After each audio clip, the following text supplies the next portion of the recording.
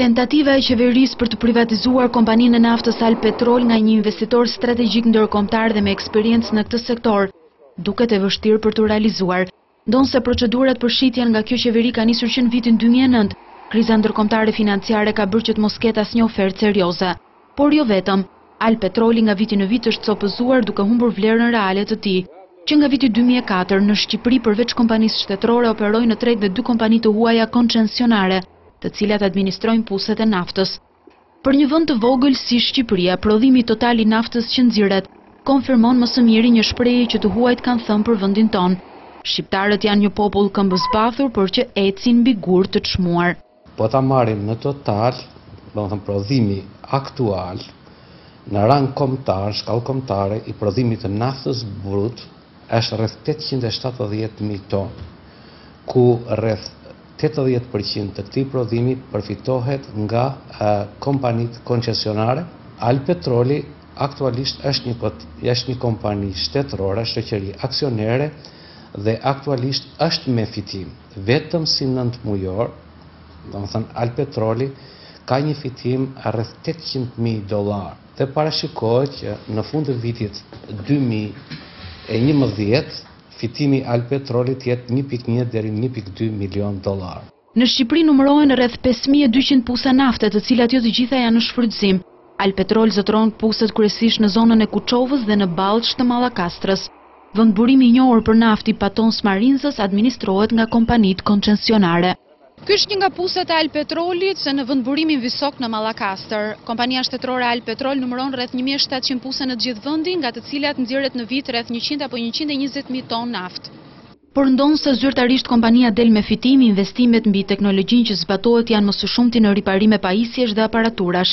Një pjesë e naftës që nxirret kalon në rafinerinë e përpunimit Armo, ndërsa Alpetrol ka të drejtë të shes edhe në bursë. Nafta del nëpërmjet portekave që vën në lëvizje shufrën e pompës. Pompa është diku te 400 metra thellë.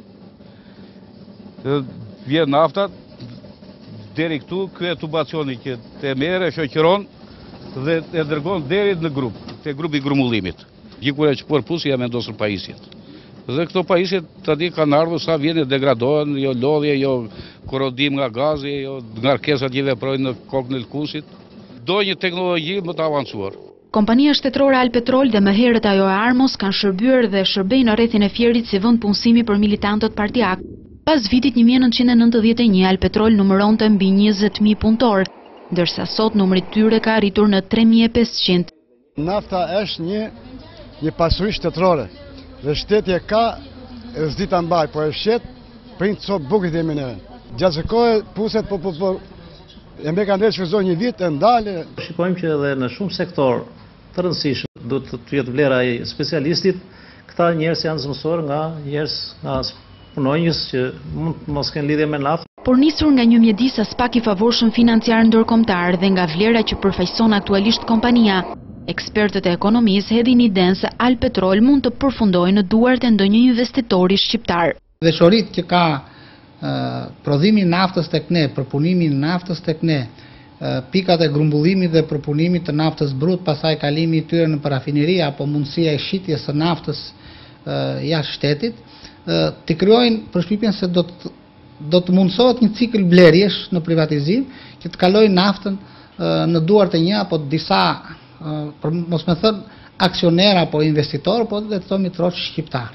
Pak ditë më parë, qeveria i miratoi një shtesë fondi kompanisë amerikane Patton Box që konsulton qeverinë shqiptare në procesin e privatizimit të Alpetrolit, me qëllim lobimin e kësaj të fundit për përfundimin sa më parë të këtij procesi, por realizimi i këtij privatizimi mbetet për tu parë në ditët në vijim.